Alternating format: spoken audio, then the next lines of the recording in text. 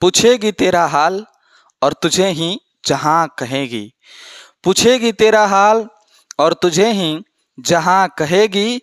इस धरा पर निस्वार्थ प्रेम सिर्फ और सिर्फ माँ करेगी। नमस्कार प्यारे साथियों, मैं अमरीश स्वरूपरी स्वागत करता हूं आप लोगों का अपने इस YouTube चैनल पर। प्यारे साथियों, आज के पहले वाले वीडियो में हम लोग पढ़ रहे थे कि प्रोनाउन क्या है और प्रोनाउन के कितने प्रकार हैं। उस वीडियो में हम लोगों ने पढ़ा था कि प्रोनाउन के 10 प्रकार हैं और उन 10 प्रकारों में से हम लोगों ने 2 प्रकार पर्सनल प्रोनाउन और पजेसिव प्रोनाउन को हम लोगों ने पढ़ लिया था।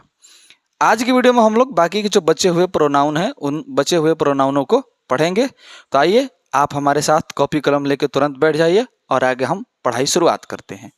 आगे जो प्रोनाउन है, 2 प्रोनाउन पहले पढ़ चुके थे, तो आज जो प्रोनाउन पढ़ेंगे हम लोग तीसरा प्रोनाउन। तीसरा जो प्रोनाउन है वह है डेमोन्स्ट्रेटिव प्रोनाउन। क्या है मेरे लाल? Demonstrative pronoun. Demonstrative pronoun. Demonstrative pronoun. Demonstrative pronoun को हिंदी में कहा जाता है संकेतवाचक, यानी इसका हिंदी अर्थ क्या होगा? संकेतवाचक सर्वनाम। हिंदी इसका अर्थ लिख लें, बाकी तो हिंदी से इसका कोई लेना देना है ही नहीं, तो कोई इससे मतलब नहीं बनता है। ठीक, तो 3 नंबर लिख लेंगे आप सभी लोग। Demonstrative pronoun. डेमोन्स्ट्रेटिव प्रोनाउन का हिंदी अर्थ क्या होता है? संकेतवाचक सर्वनाम। ठीक है, आइए इसकी परिभाषा को देखते हैं। डेमोन्स्ट्रेटिव प्रोनाउन की परिभाषा क्या है? तो लिखेंगे परिभाषा में इसकी, वैसे प्रोनाउन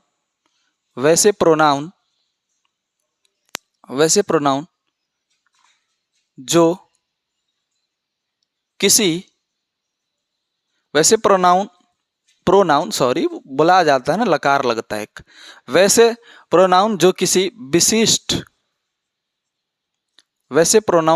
विशिष्ट चीजों की ओर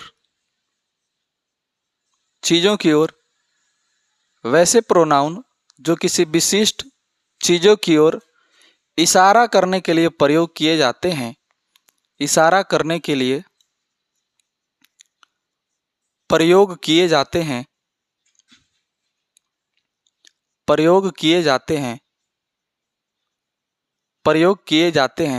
उन्हें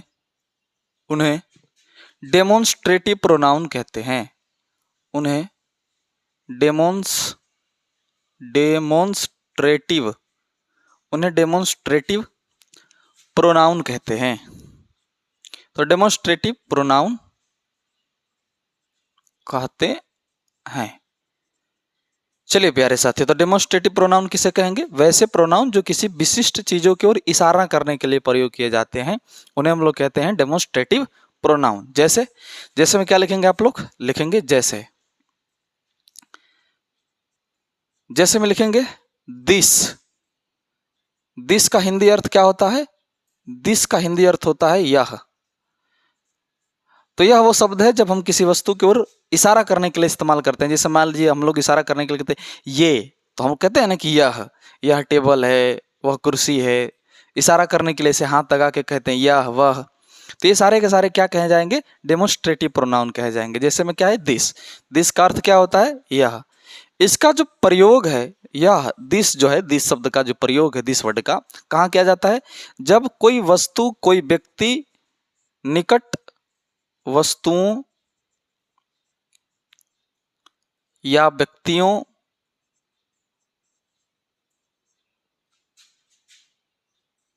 या अन्य क्या लिखना, मैंने कुछ भी हो, समझ लेंगे। निकट व्यक्ति या वस्तुओं की, निकट वस्तुओं या व्यक्तियों के लिए। तो जब कोई निकट में कोई वस्तु या कोई व्यक्ति होगा तो हम वहां पर बताना होगा, तो हम वहां पर दिस का प्रयोग करेंगे। जैसे निकट में कोई है यहाँ पर, तो हम लोग उदाहरण के लिए जैसे हम लिख सकते हैं कि यह टेबल है। तो हमारे निकट में अगर कुछ रहता है और उसकी तरफ हम इशारा करके बताते हैं, तो वहां पर जब हम यह कहते हैं तो उस यह का अंग्रेजी हम लोग दिस लिखेंगे। ठीक है, जैसे यह टेबल है, this is a table. This is a table.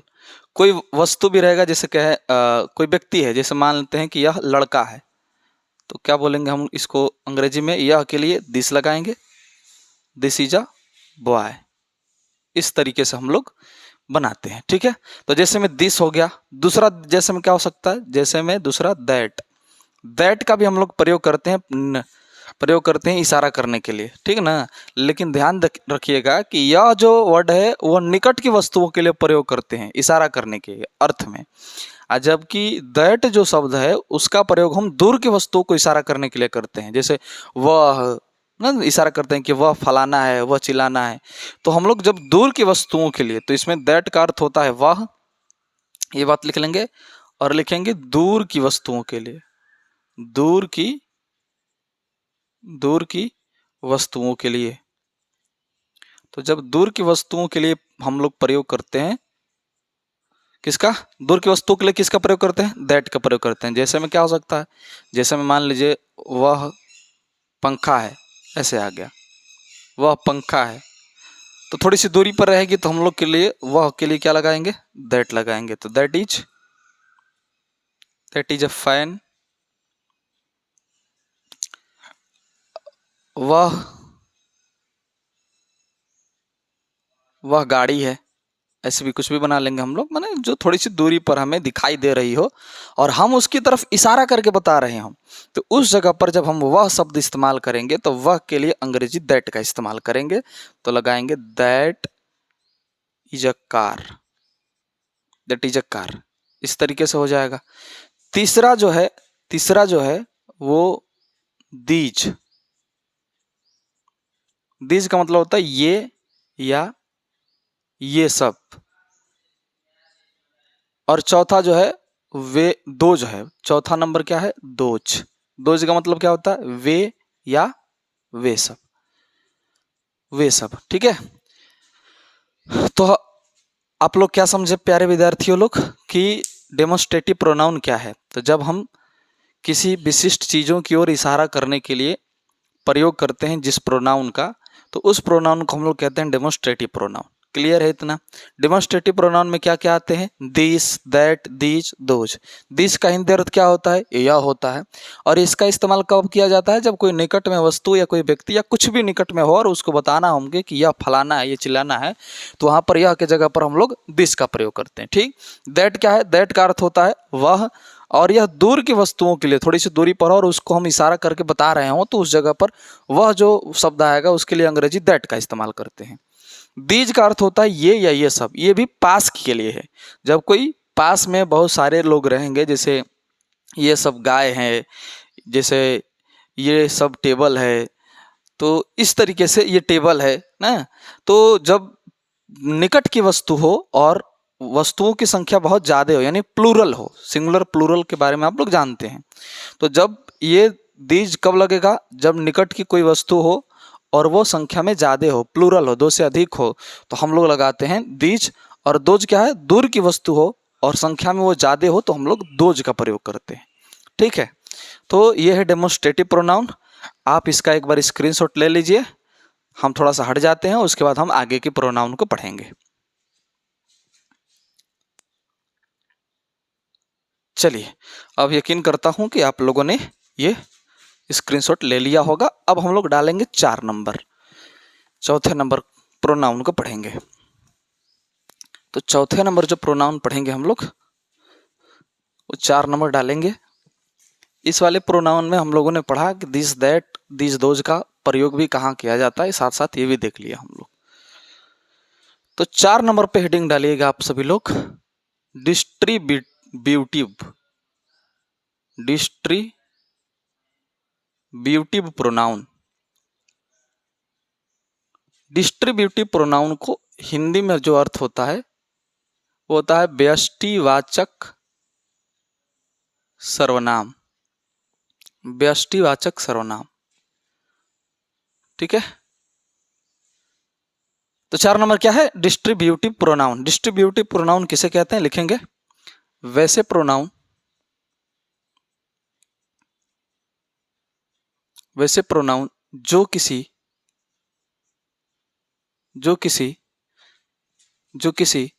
समूह के, जो किसी समूह के सदस्यों में से, जो किसी समूह के सदस्यों में से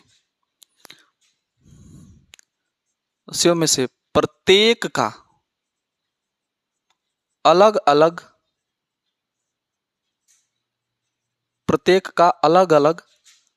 पहचान करने के लिए प्रयोग किया जाता है। अलग अलग पहचान करने के लिए प्रयोग, फिर से मिला लेते हैं, वैसे प्रोनाउन जो किसी समूह के सदस्यों में से प्रत्येक का अलग अलग पहचान करने के लिए प्रयोग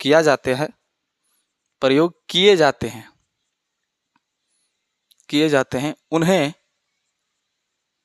उन्हें डिस्ट्रीब्यूटिव प्रोनाउन कहते हैं। उन्हें डिस्ट्रीब्यूटिव प्रोनाउन कहते हैं। उन्हें डिस्ट्रीब्यूटिव प्रोनाउन कहते हैं। जैसे, तो डिस्ट्रीब्यूटिव प्रोनाउन क्या है? जब कोई समूह है और उस समूह के प्रत्येक सदस्य को हम अलग अलग पहचान करने के लिए प्रयोग करते हैं, तो उसको हम लोग कहते हैं कि ये जो अलग अलग पहचान करने के लिए जिस शब्द का इस्तेमाल हुआ है वो शब्द जो है वो डिस्ट्रीब्यूटिव प्रोनाउन है। जैसे में पहला लिखिएगा ईच। ईच का अर्थ होता है प्रत्येक, या प्रत्येक को ही हम लोग एक अपनी भाषा में एक और नाम देते हैं, हर एक। तो प्रत्येक का इस्तेमाल कहाँ होता है? तो प्रत्येक का इस्तेमाल वहां होता है जब किसी समूह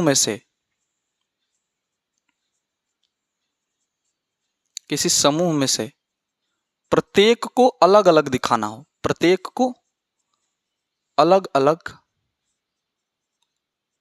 दिखाना होता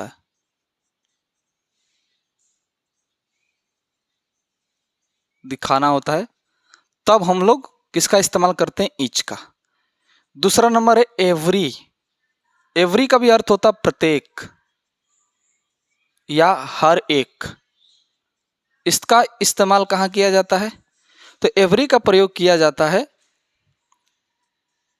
किसी समूह के सभी के लिए, किसी समूह के सभी लोगों के लिए, किसी समूह के सभी लोगों के लिए किया जाता है। किसी समूह के सभी लोगों के लिए,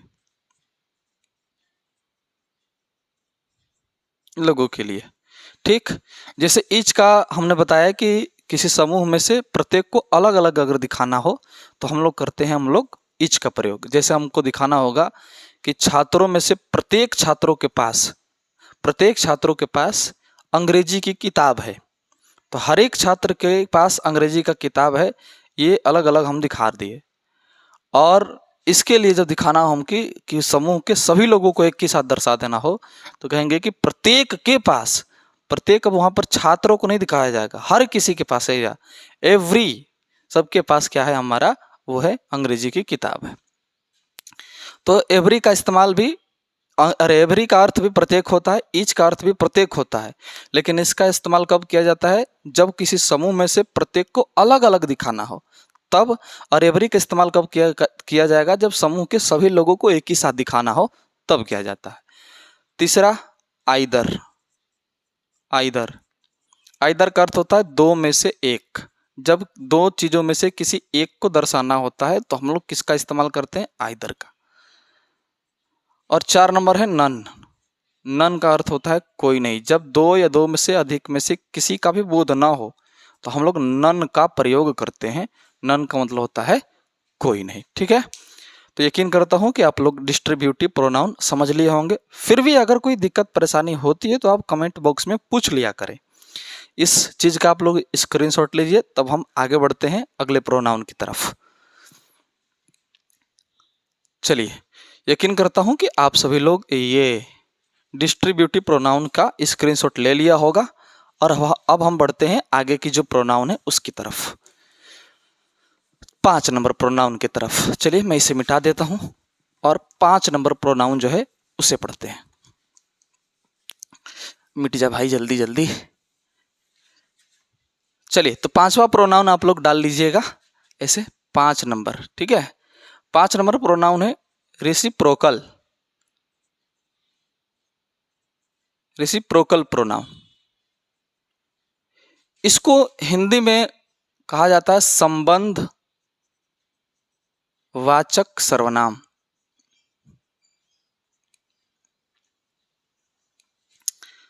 इसको हिंदी में रेसिप्रोकल प्रोनाउन को हिंदी में क्या कहते हैं? संबंधवाचक सर्वनाम। इसकी परिभाषा क्या है, सबसे पहले ये जान लेते हैं। तो रेसिप्रोकल की परिभाषा क्या है, लिखेंगे वैसे प्रोनाउन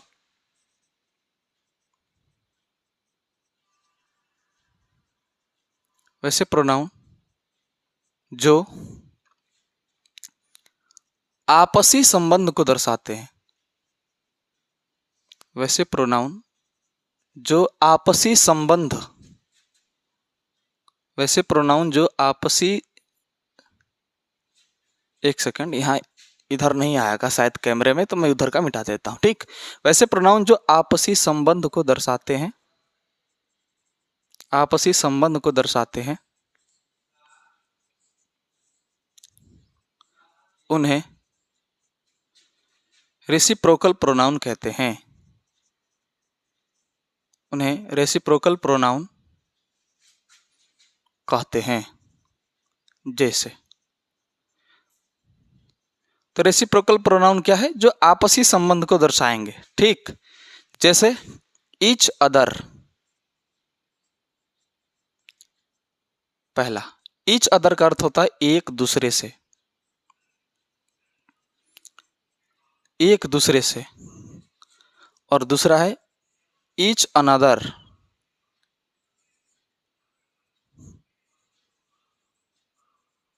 और इसका भी अर्थ होता है एक दूसरे से, एक दूसरे से। तो दोनों का अर्थ एक दूसरे से होता है, तो फिर इन दोनों में अंतर क्या है? तो अंतर यह है कि ये केवल दो लोगों के लिए होता है, दो लोगों के लिए, और ये दो से अधिक लोगों के लिए, ये होता है दो से अधिक के लिए। जैसे हमें ये बताना हो कि राम और श्याम एक दूसरे से प्रेम करते हैं, तो यहां पर लोगों की संख्या कितनी हुई? दो, राम और श्याम। तो इसके लिए हम लोग अंग्रेजी एक दूसरे का क्या लगाएंगे? ईच अदर लगाएंगे। लेकिन यही हमको बताना हो कि सभी छात्र शिक्षक से प्रेम करते हैं, या चारों भाई आपस में प्रेम करते हैं, या चारों भाई एक दूसरे से प्रेम करते हैं, चारों भाई एक दूसरे से प्रेम करते हैं, ये उदाहरण सही लगेगा, पहले वाले उदाहरण को छोड़िए। तो चारों भाई एक दूसरे से प्रेम करते हैं, तो एक दूसरे के लिए यहाँ पर ईच अनदर लगेगा, क्योंकि यहाँ पर लोगों की संख्या दो से अधिक हो गई। ठीक है, तो ये रहा हमारा रेसिप्रोकल प्रोनाउन। आप इसका भी एक बार स्क्रीनशॉट ले लीजिए, फिर हम आगे बढ़ेंगे। ले लीजिए। चलिए, यकीन करता हूं कि आप लोगों ने स्क्रीनशॉट ले लिया होगा। तो प्यारे साथियों, आज की वीडियो को हम लोग यहीं समाप्त करते हैं। मिलेंगे हम आप लोगों से अगली वीडियो में। अगली वीडियो में इसके आगे के जो 5 प्रोनाउन हैं उनको पढ़ने का प्रयास करेंगे। देखिए, प्रोनाउन बहुत ही इम्पोर्टेंट टॉपिक बन जाता है हम लोगों के लिए 12वीं क्लास में, क्योंकि बहुत सारे सवाल जो है आजकल आ रहे हैं इस प्रोनाउन से ही। तो इसको ठीक से समझना जरूरी होगा। जो जो चीज़ें लिखाई जा रही हैं उन चीज़ों को ध्यानपूर्वक पढ़िएगा, समझिएगा। जो सवाल मन में उत्पन्न होगा उन सवालों को कमेंट में ज़रूर पूछिएगा। आज के लिए इतना ही। मिलेंगे हम आप लोगों से अगले वीडियो में। तब तक के लिए आप लोगों का बहुत बहुत धन्यवाद जो हमारी वीडियो को आप सभी लोग देखते हैं। जय हिंद। मिलते हैं अगले वीडियो में।